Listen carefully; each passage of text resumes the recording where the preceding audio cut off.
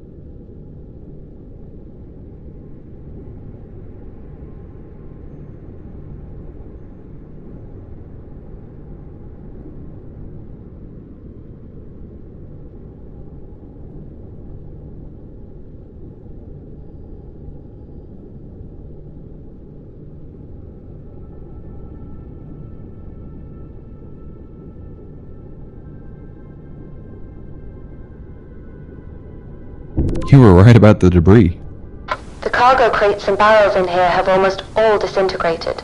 I didn't realize it was carrying so much cargo. Surely this wasn't all just for passengers.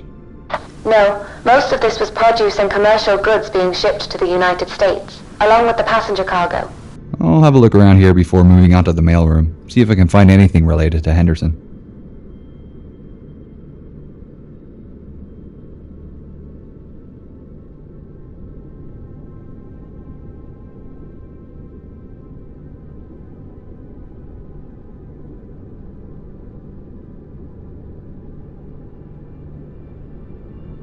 I can't see anything useful here. If he did have a package, it looks to be long gone.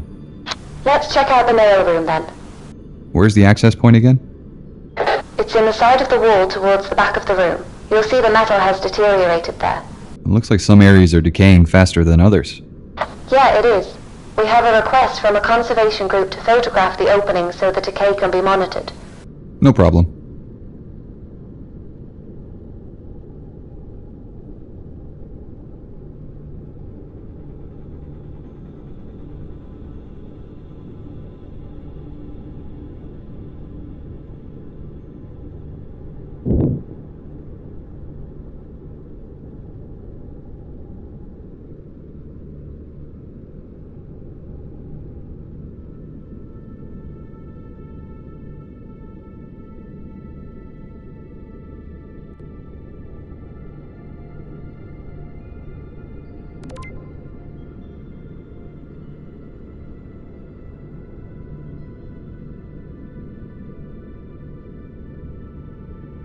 Done.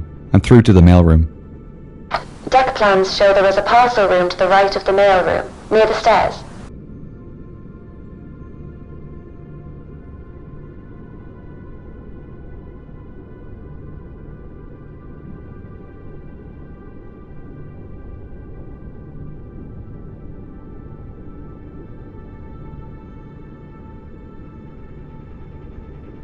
This room is pretty well preserved. Even the mail sacks look to be... I can't see anything here. The DP... Try the bags near the stairs. There should be some sacks of registered mail destined for New York there.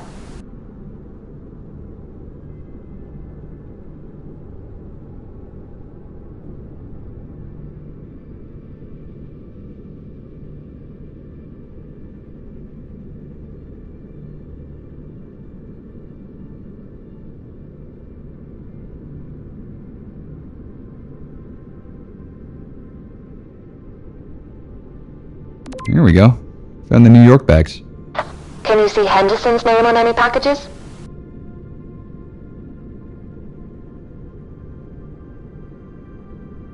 Found one for a W.J. Henderson. I think this is it. The packaging isn't in great condition, but the contents look okay. I can't believe we found it. Is there anything else there with his name on it? I can't see anything else. I'll make my way up now. Great. See you soon.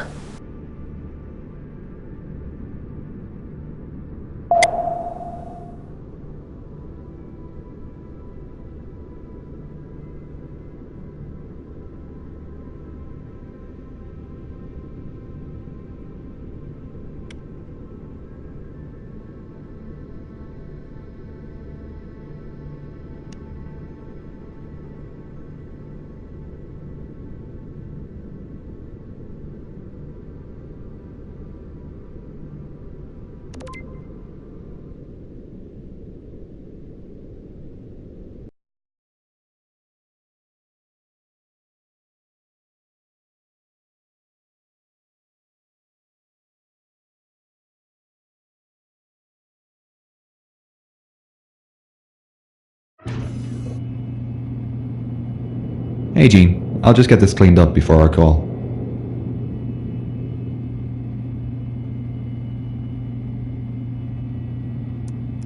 I'm surprised the packaging survived at all. This case will need a bit of care. A soak, scrub, PEG bath, and then drying.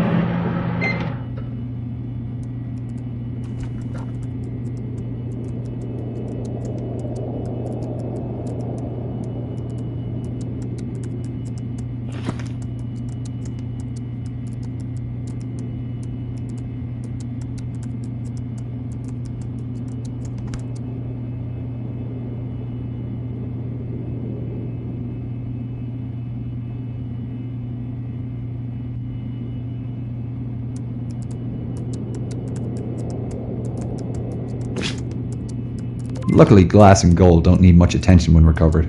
Just a quick scrub to remove the dirt.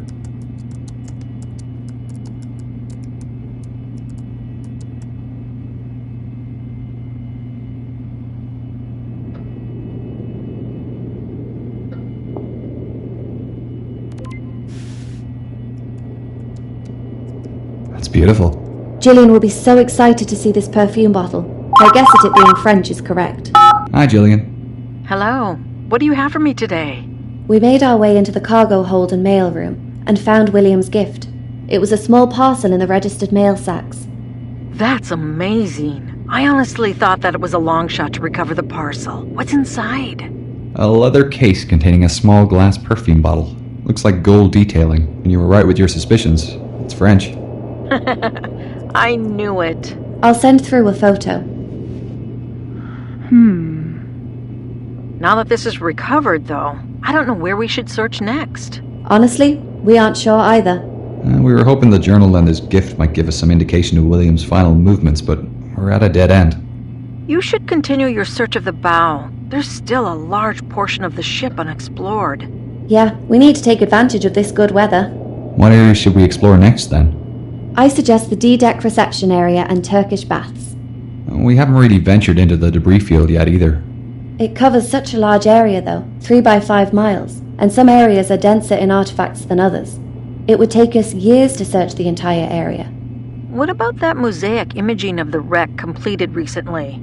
Could we identify smaller areas to search from those images? The divers focused on mapping out the wreck itself more than the debris field, but I heard some other diving teams have started on the surrounding areas as well. I could contact those dive teams to find out what they have mapped. They may have finished some of the denser debris areas. It's worth a shot. Let us know what you learn. In the meantime, we'll keep looking for clues and let you know if we find anything of interest. Thanks. I hope to hear from you soon. Why the D-Deck reception area and Turkish baths? They're both areas Henderson would have visited, and we have jobs from other contractors in those areas, so it's a good opportunity. 2 birds, 1 stone, you know? Fair enough. Will we need any upgrades for this next dive? Yeah, we need to attach some specialty equipment to Predator for these contracts. The D-Deck reception is a basic photography opportunity, so that's fine, but the Turkish baths is a recovery job. A recovery? Another dive team was searching that area, and their tethered ROV lost communication with the submersible. They've asked us to recover their ROV for them, and they've been kind enough to supply us with the necessary upgrades. Do you think it'll be difficult to get out? Not sure yet. We'll find out when we get down there and try. The ROV looks to be trapped under a piece of pipe, so we'll need to lift the pipe and then drag it out with a hook. What equipment have they given us? It's sitting over there on the table next to Predator. Should be easy enough to attach it all. I'll get onto it now then.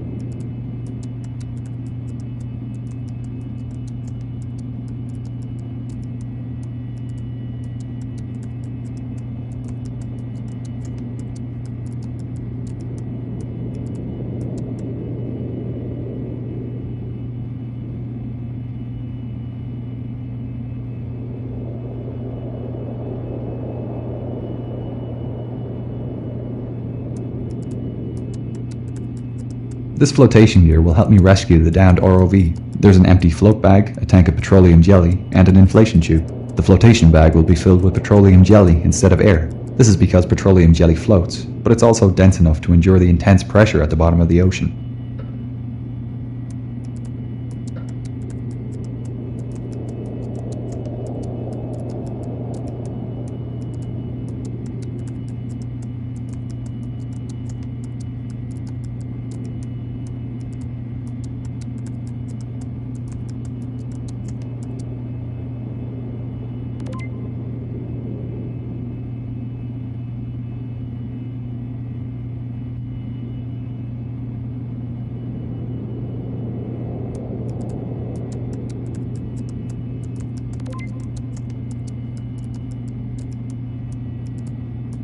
This hook and rope will be useful when I rescue the downed ROV.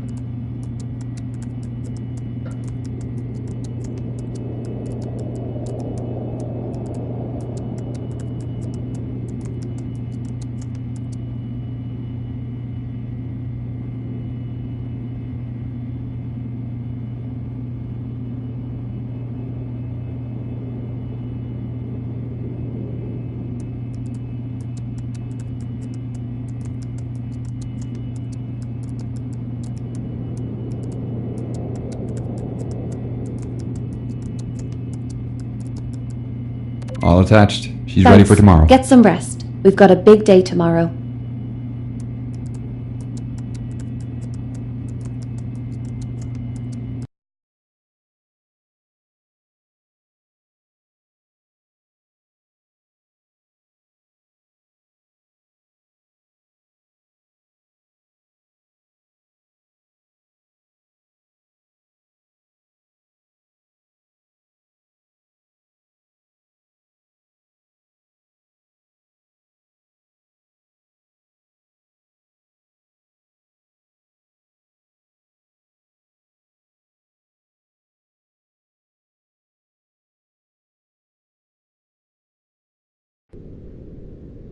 Radio check. Crystal clear, Dr. Lynch. Okay, making my way to the D-deck reception area now. I can access this through the forward grand staircase, right? Yeah, marking it on your map now.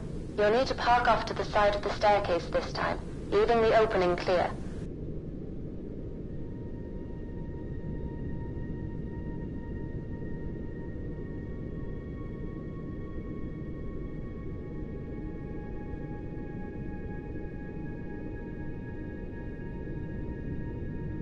On that night of April the 14th, we all, that is, the captain and officers, knew perfectly well that we were just about entering the region where ice might be sighted at that particular time of the year, and had taken all necessary precautions. We were steaming that night at a good 22 knots. At 10 o'clock, I was relieved as officer of the watch by Murdoch, W.M. Murdoch. Of course, he knew nothing of the death trap lying ahead of us any more than I did.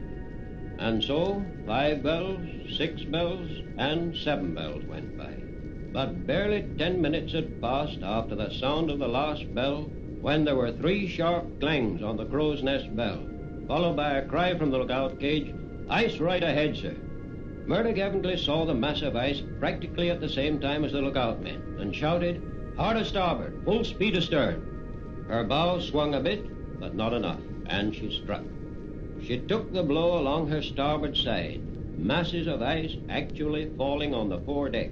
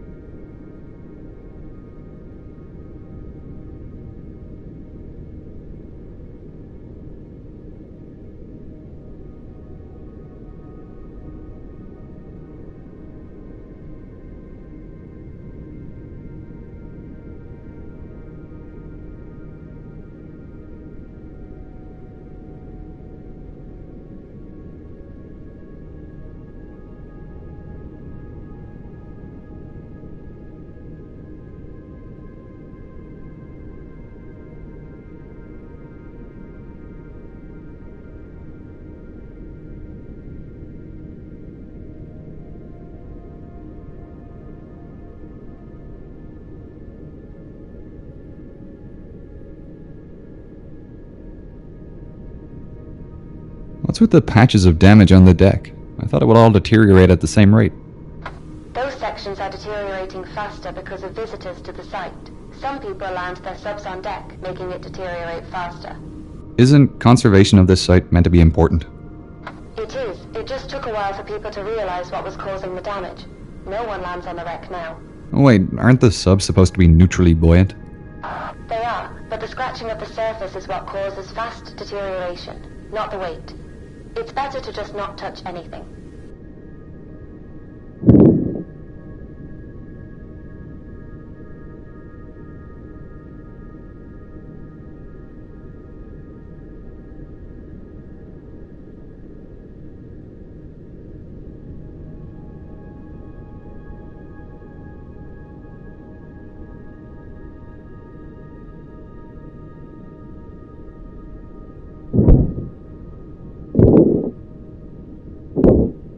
I'm at the staircase, descending to D deck now.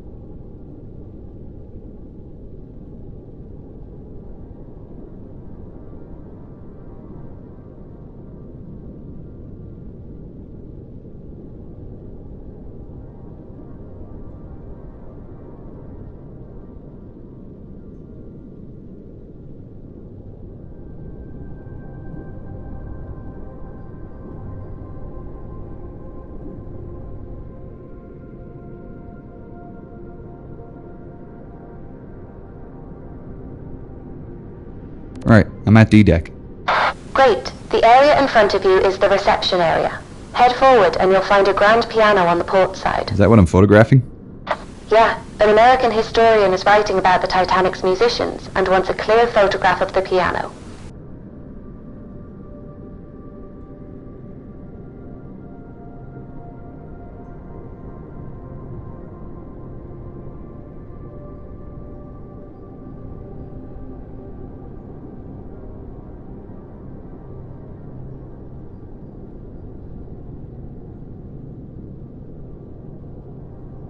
I can't believe this survived. It's beautiful, isn't it? Like something out of a film.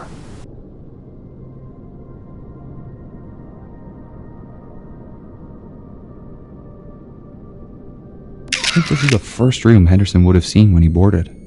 Did you want to take a minute to look around? Yeah, can I? Of course.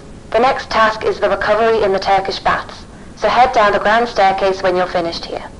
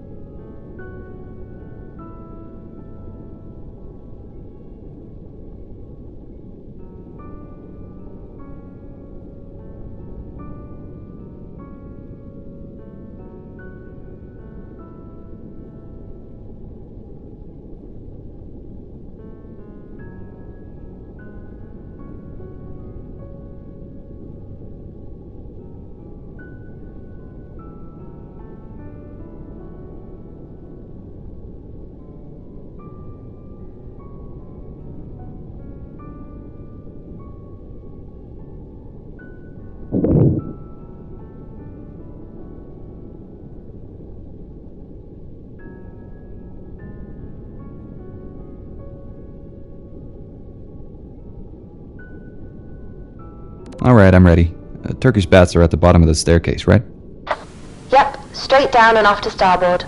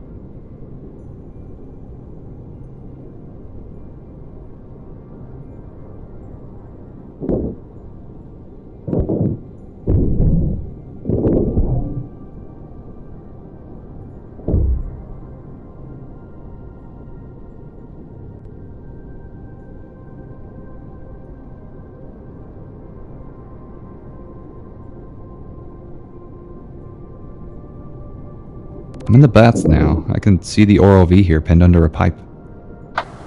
Great. You'll need to get into position and attach the flotation bag to the pipe. The flotation bag is in the Predator's storage compartment.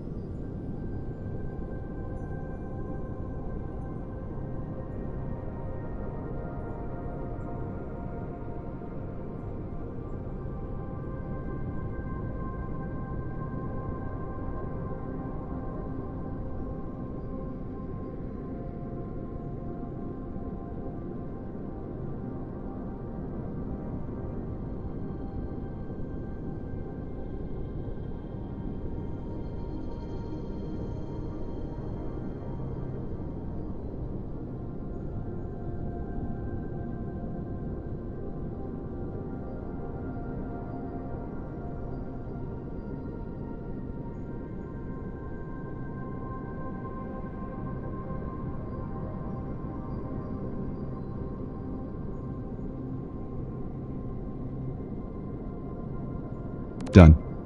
Okay. Last step is to activate the tank, and it should fill the bag. You can activate it from the inventory.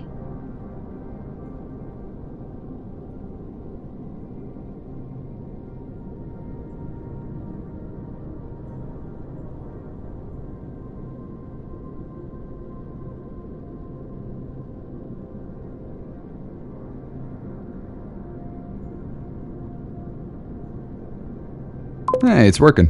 The pipe is lifting. Great. When the pipe's completely lifted, you can attach your hook and drag the ROV out of here. Right.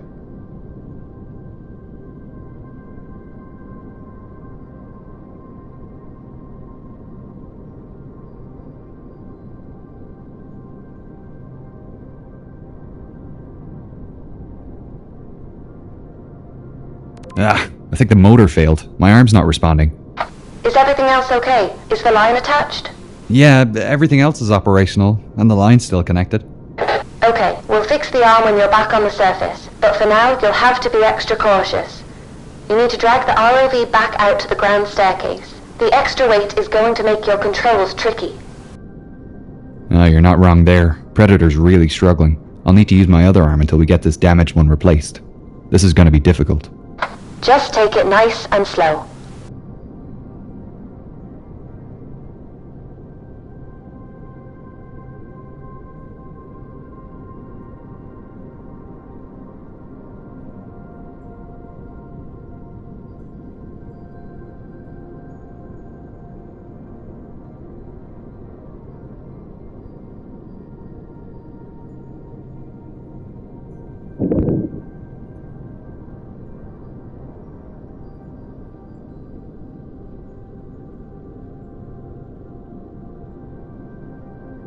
I towing this thing all the way back to the sub? No, we've an easier way to get out of the wreck. Let me know when you're at the staircase.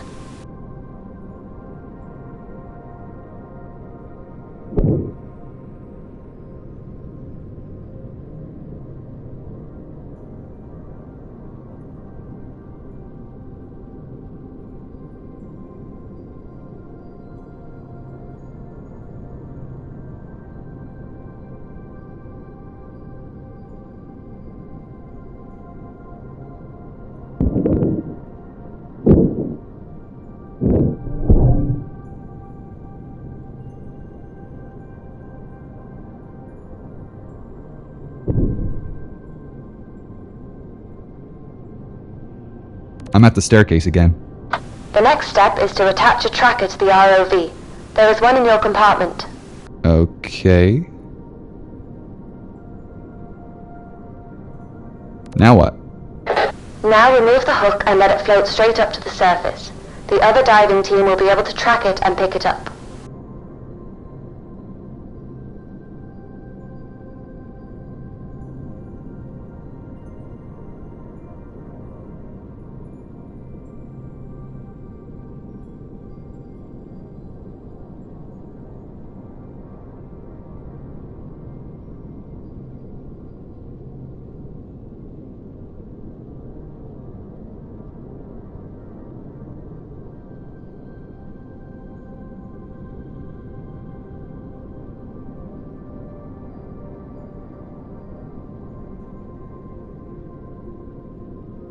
Well, there she goes. Should I follow it up? No, we aren't finished down here yet. What's left to do?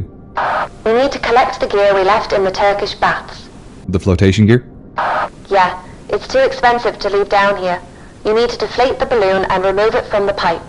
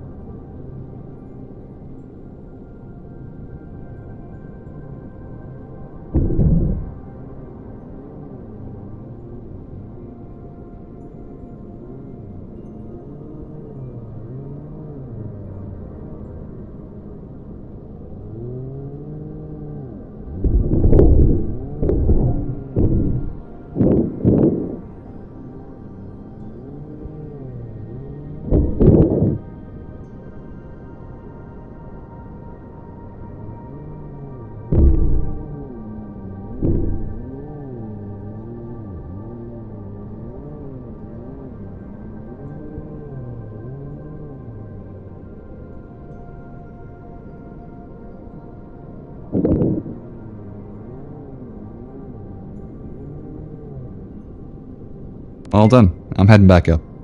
Great, see you soon. I'll get the lab ready to repair Predator.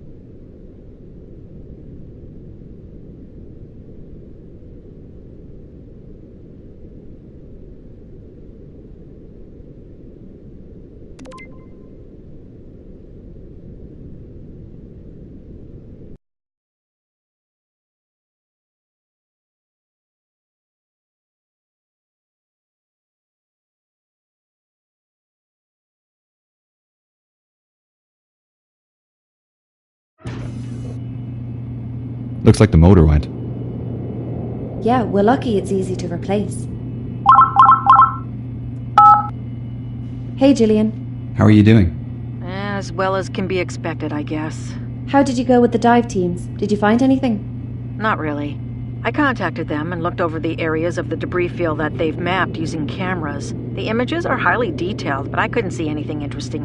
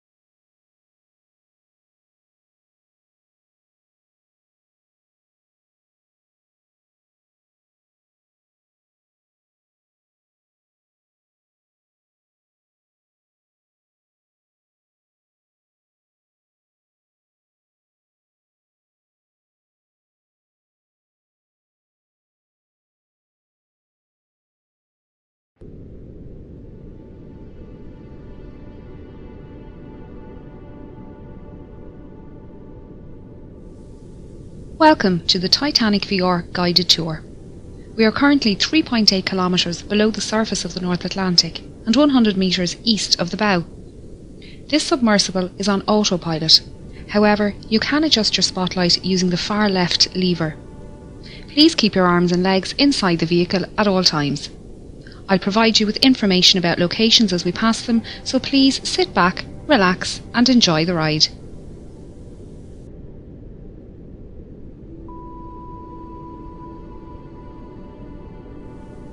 The RMS Titanic was the second White Star Line Olympic-class ocean liner, the first being RMS Olympic and the third being HMHS Britannic. She was 269 metres long, 28 metres wide and 72 metres tall from the bottom of her keel to the top of her masts. At 46,328 tonnes, she was the largest ship built at the time, being only slightly bigger than Olympic.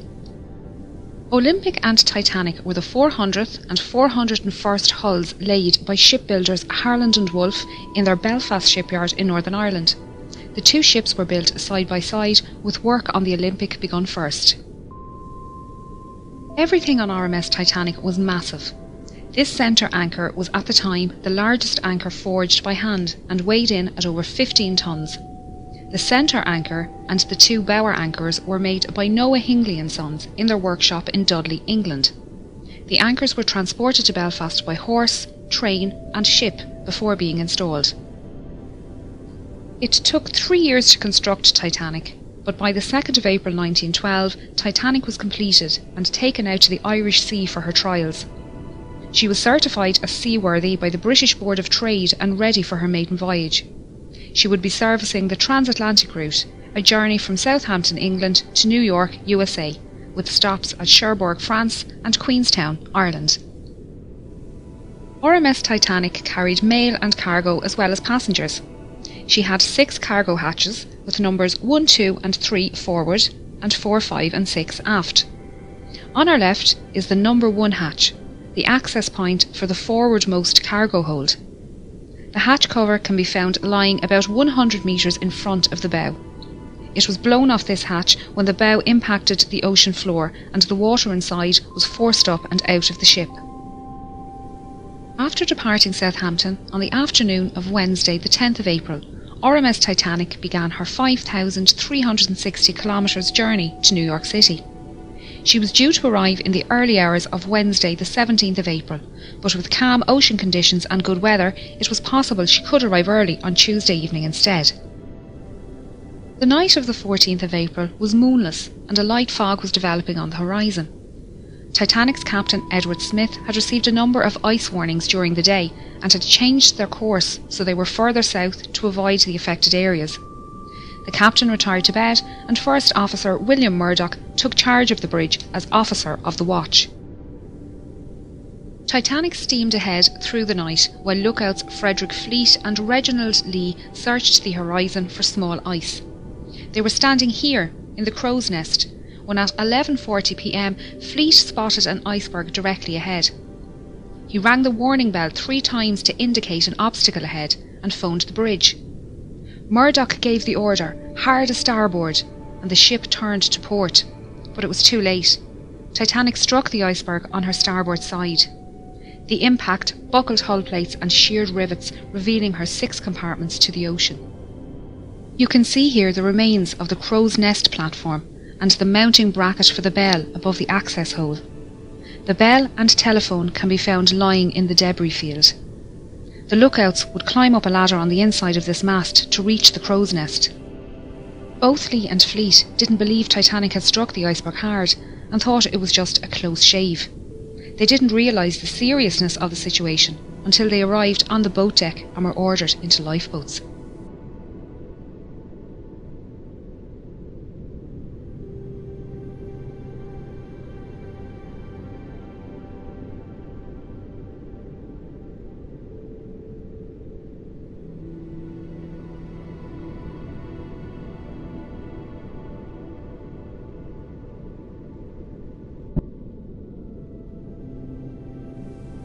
We are now heading down the number 2 hatch to reach the main cargo hold and mailroom. We're passing by decks D, E, F and G, which house the third-class open space and cabins for third-class single men and crew. Third-class single women and families were accommodated in the stern. The D-deck open space was a large sheltered area with bench seats, small tables and a bar. Steerage passengers used this space to walk, socialise and to listen to music. They were expected to create their own entertainment and some passengers brought their instruments with them on the journey. The third-class passengers held a dance party here on the night of the sinking. The crew staying in this section were mostly firemen, trimmers and greasers. These crewmen worked in the hot and dirty boiler and engine rooms, shovelling coal and greasing machinery. Because of this, they had their own special wash areas and slept in rooms away from passengers. They accessed their work areas through a passageway under the cargo hold below. Titanic contained 15 bulkheads, thick walls that separate her lower decks into 16 watertight compartments. It was a new design technique that meant Titanic could stay afloat with up to 4 of her compartments damaged and led to her being considered unsinkable. Unfortunately, the collision with the iceberg opened 6 compartments. Within the first 15 minutes, this cargo hold was underwater and the third-class accommodation on G-deck above was starting to fill with water. This hold was used to store cargo for passengers and businesses being transported across the Atlantic. Among the crates of fabrics, furniture and food products, there were also a few unusual items, including orchids, dragon's blood, barrels of mercury and a brand new Renault automobile. Some of the more expensive items being carried included Egyptian artefacts heading for the Denver Museum, the Rubaiyat of Omar Khayyam and the Le Circassiano Ben painting by Blondel. These items were most likely held in the first-class baggage area next door, but were lost along with the mailroom when that section filled with water 20 minutes after the collision. We are now going to head through to the mailroom on the other side of this bulkhead. RMS Titanic was registered as a Royal Mail steamer and contracted to transport mail across the Atlantic. RMS liners were favourable with passengers as they were considered more reliable to arrive at their destination on time. Titanic had a mailroom and post office on board, with 5 dedicated post office workers. This team consisted of 2 British and 3 American clerks, and together they sorted up to 60,000 letters per day. John Jago Smith and James Williamson were from the British Royal Mail, and William Gwynne, John March and Oscar Woody were from the US Postal Service. They worked in both this room and the sorting room upstairs, and their sleeping quarters can be found above on F deck. There were roughly 200 bags of registered mail and 3,500 standard mail bags on board, meaning a total of roughly 7 million pieces of mail and 700 parcels were lost in the sinking. The iceberg damage ran directly across the starboard side of this room, leading to this space flooding early in the night. The 5 clerks worked tirelessly to try and save the mail, and managed to carry 200 mail bags up these stairs to the sorting room.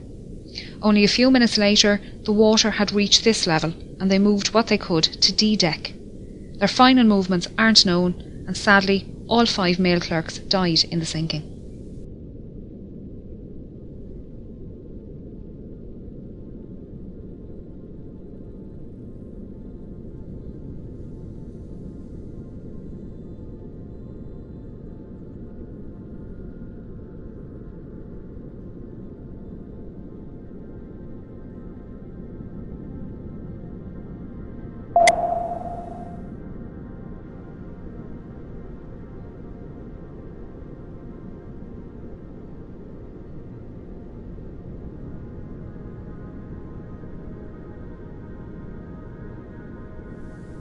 As the iceberg slid down the side of the ship, Murdoch ordered a hard aport, swinging Titanic's stern out of the path of the iceberg. He also closed the watertight doors, isolating the flooding to those damaged compartments. The forward 3 hatches, along with the peak tank and boiler rooms 5 and 6, were breached. The openings were long and thin, where the iron plating had separated and exposed a total area of little over 1 metre squared. After the collision, RMS Titanic stopped and almost immediately took a starboard list. The captain organised a group to go below and inspect the ship for damage. When they returned, Chief Designer Thomas Andrews was summoned to the bridge and given the damage report. Knowing the volume of each breached compartment and the initial rate of flooding, he calculated Titanic would sink within 60 to 90 minutes. The captain gave the order for the lifeboats to be prepared.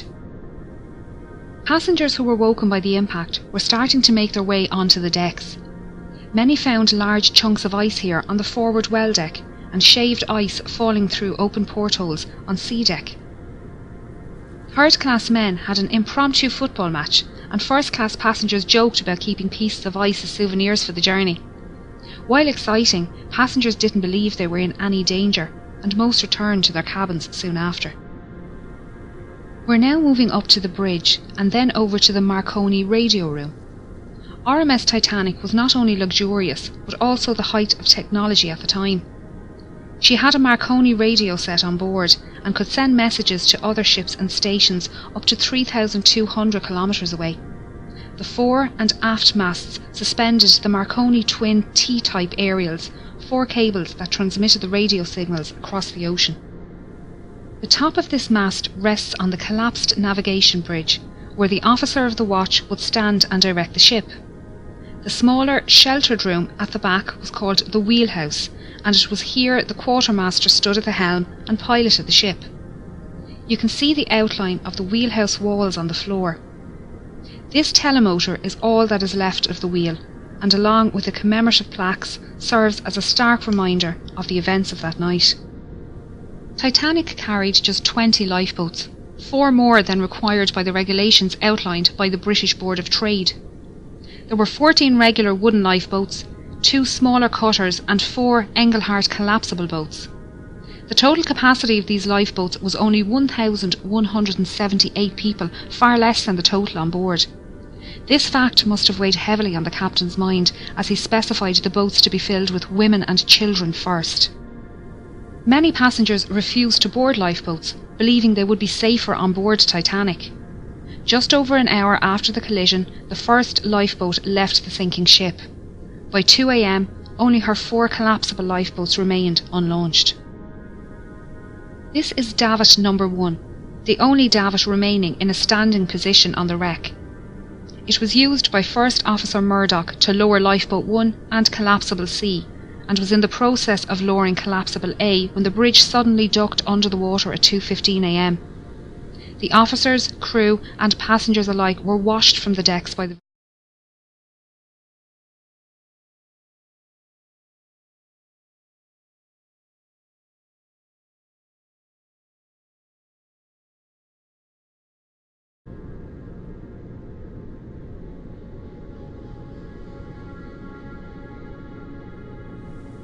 This hole is where the forwardmost funnel was situated. As the bow dipped under the surface, the funnel fell forward and crushed the starboard bridge wing and the people swimming in the water nearby. The stern rose out of the water, peaking at an angle of around 15 degrees. This placed stress on Titanic's keel, which buckled and twisted, tearing the ship in half and sending the waterlogged bow plummeting to the ocean floor. The tear wasn't clean, with the decks failing to hold at varying positions. The stern, now rapidly filling with water, bobbed on the surface for a few minutes before slipping under. Those in lifeboats had rowed far away from the ship for fear of being pulled under by the suction as Titanic sank. They were now left to decide whether they remain safe in their boat or try to rescue some of the 1,500 people floating in the freezing water. If they returned to the wreckage, they risked being capsized by panicked swimmers trying to climb into their lifeboat. It was a hard decision, and many decided the risk was too great. Only 3 boats pulled people from the ocean that night. Most people in the water succumbed to hypothermia within 15 to 20 minutes, their life belts keeping them afloat. A few managed to make their way to the unlaunched collapsibles A and B and pulled themselves aboard. Here they waited, in the dark, not knowing how long they would be floating on the open sea. The opening ahead of us is the Marconi room skylight. We're now going to descend into the room to learn about the rescue.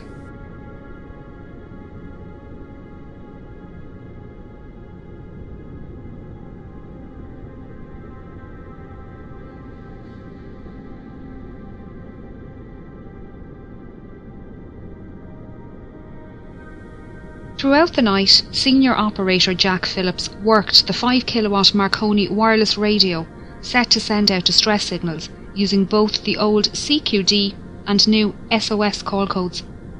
He alerted nearby ships to their position and status and received updates of ship locations and estimated arrival times. Junior Operator Harold Bride took these updates to Captain Smith and passed the captain's responses back to Phillips for transmission. RMS Carpathia radio operator Harold Cottam was off duty and about to go to bed when he decided to listen in to the nightly news from Cape Cod. Operators there mentioned they had ice warnings for Titanic, and Cottam decided to pass on the message. He was surprised when Phillips responded to his call with a CQD and gave Titanic's location. Cottam immediately took the message to Carpathia's captain Arthur Rostron, who ordered all hands on deck and told Cottam to let Titanic know they were on their way. These calls for assistance were only possible with the help of the Titanic's engineers working down in the ship's engine room. The dynamos powered the ship's lights, water pumps and Marconi equipment. As Titanic took on more water, her engines began to fail and the signal strength weakened. Bride adjusted the current and motor speed to find the strongest spark, while Phillips tested the equipment in the room next door. Bride's final settings can be seen on the wall here.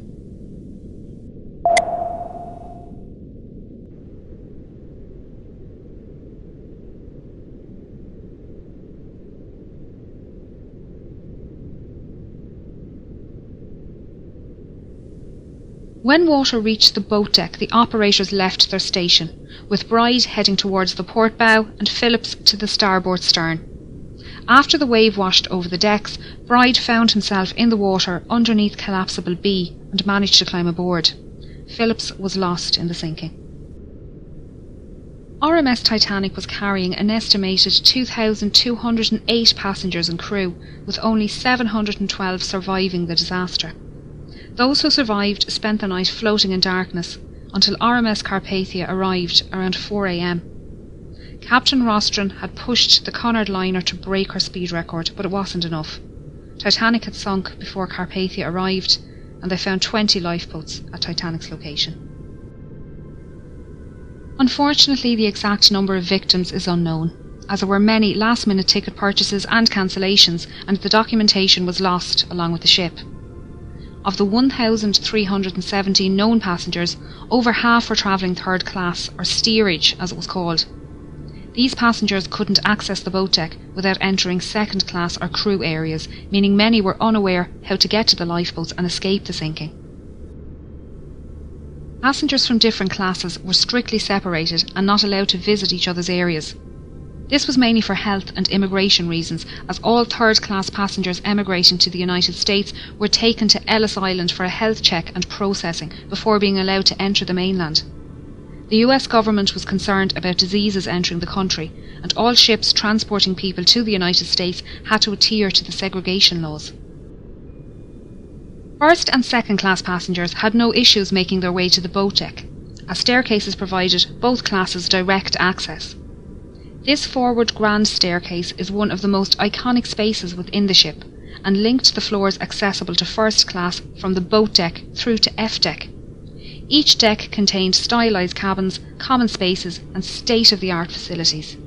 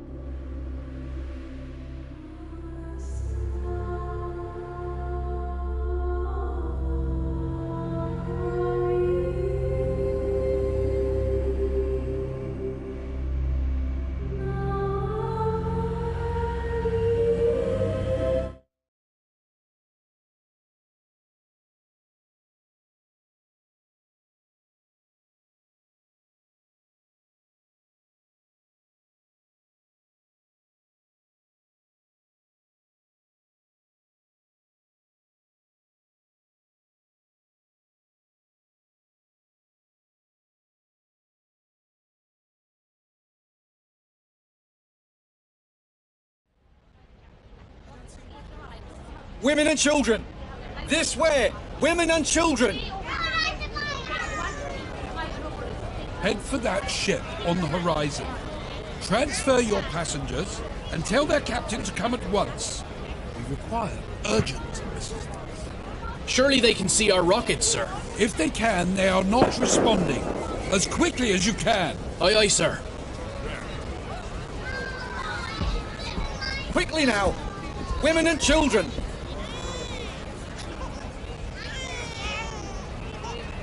Quickly! The boats are leaving! Daddy, where are we going?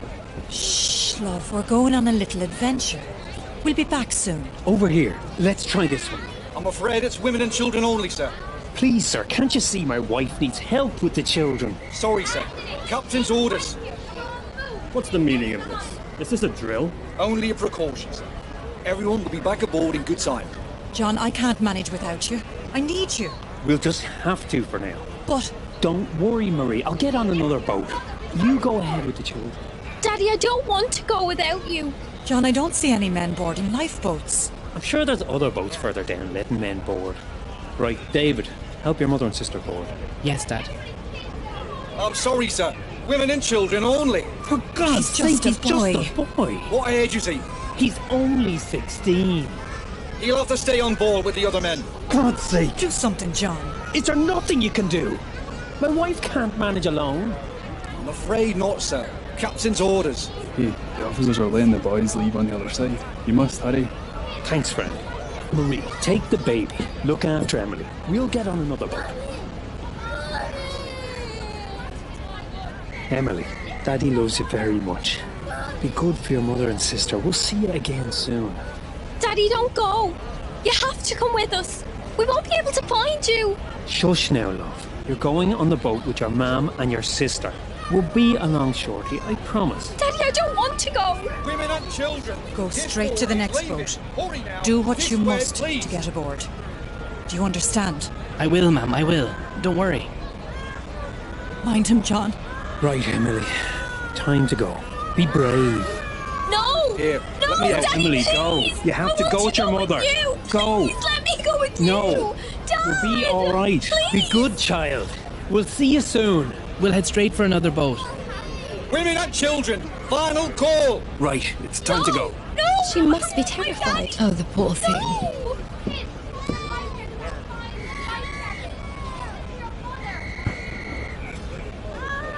Ready to ropes. Bye. Bye, Emily. Bye, Marie. Away. Daddy! There, sweetheart. They'll be fine. Thank you. My daughter was the same growing up. Father's favourite. Do you believe there's any real danger? Oh no, dear. I saw men locking the watertight doors as I left my cabin. I'm sure we will be back on board soon. Hey, how do we get to the lifeboats? Hey, how do we get to the lifeboats? Oh dear. Do the steerage have their own boats? I don't know. There should be boats in the third-class decks, but I haven't seen any. Surely there must be extra boats kept elsewhere. Otherwise, how can all the passengers leave the ship? How's your ankle, Helen? You took quite a tumble boarding the boat. Swollen. I think it may be broken. Oh dear. When we get back on board, Dr. O'Loughlin can look over it. At least this could make an interesting story for your next novel. Yes, well, perhaps this type of adventure novel would best suit Colonel Gracie. Oh, I do hope Father is safe. Surely he'd be safer on board the Titanic than here in this boat.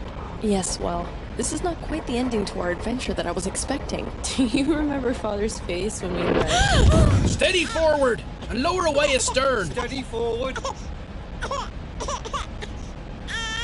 Lower together, men. Hold off! I can't manage this boat with only one seaman.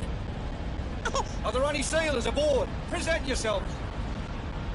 This boat needs another hand. I am a yachtsman, sir. I can row. If you're seaman enough to get onto that boat, you can go. Swing over that loose rope. Ready? Oh my goodness.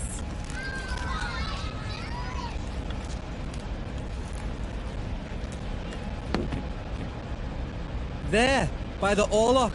Thank you. Ready! Lower away! Lower together. It's so dreadfully cold tonight. Almost there, Mother. How long must we sit in these boats? Till morning. Be glad you're in here and not up there. I was an unpleasant man. Mass was lovely this morning. How nice the captain attended. Yes, this is his last journey commanding a ship. Such a beautiful ship to retire with. There was a planned lifeboat drill this morning. They postponed it so the captain could attend Mass instead. Oh, perhaps that explains why the sailors on the deck seemed almost unprepared when lowering this lifeboat. And why our lifeboat has only 3 sailors. Yes, this whole affair has been managed rather badly. I shall be making a complaint when we come aboard Titanic. Help! I'm trapped! Help! Help! Mommy, I'm scared. Shh, it'll be fine. Get ready to release the ropes. Aye, aye, sir.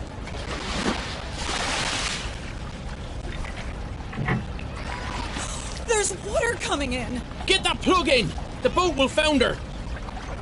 I have it. You there. Stand on that plug. Make sure it doesn't come out. Well, I never... Man the oars. We need to leave this ship. Her suction will pull us under.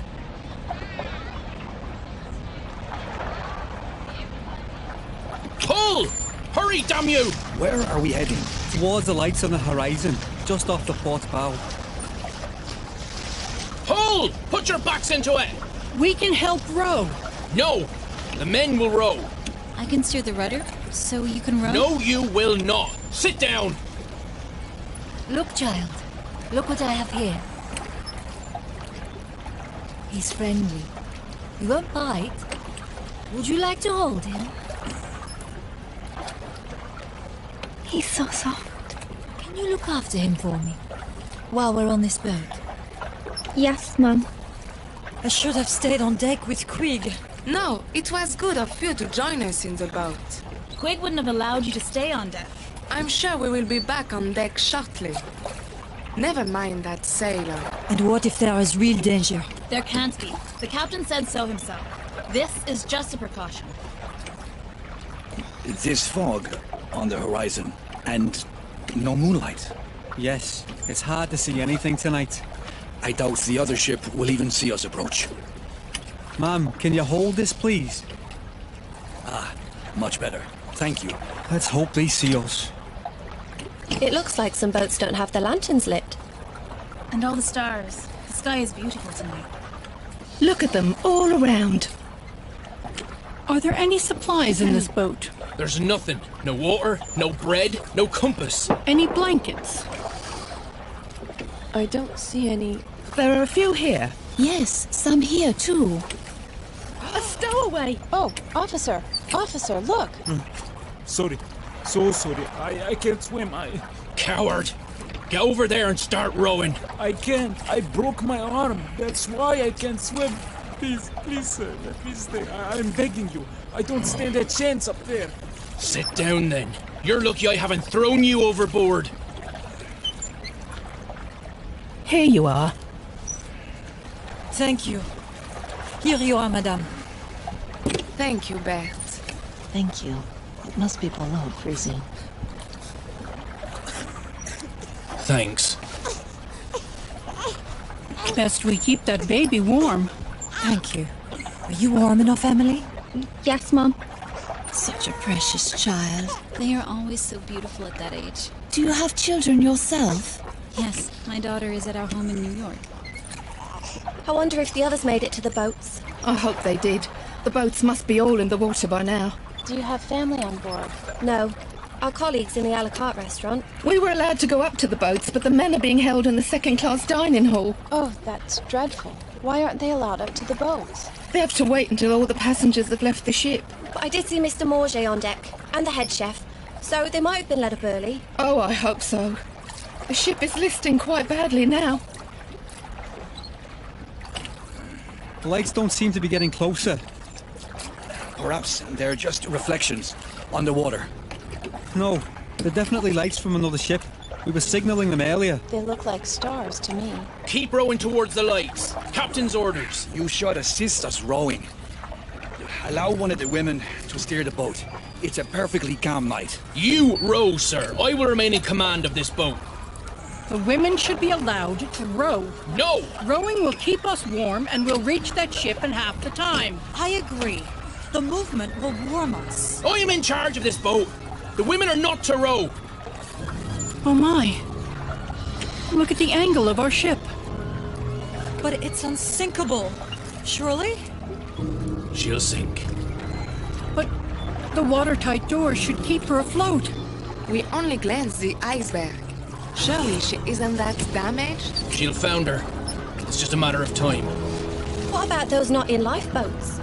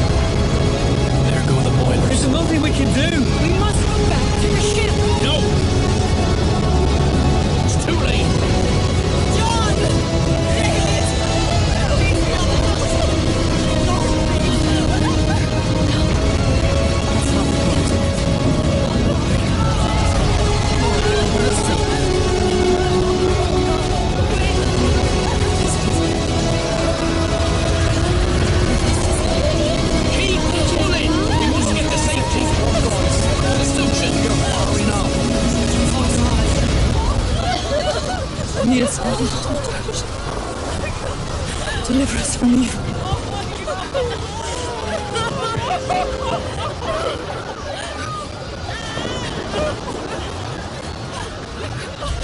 We must go back.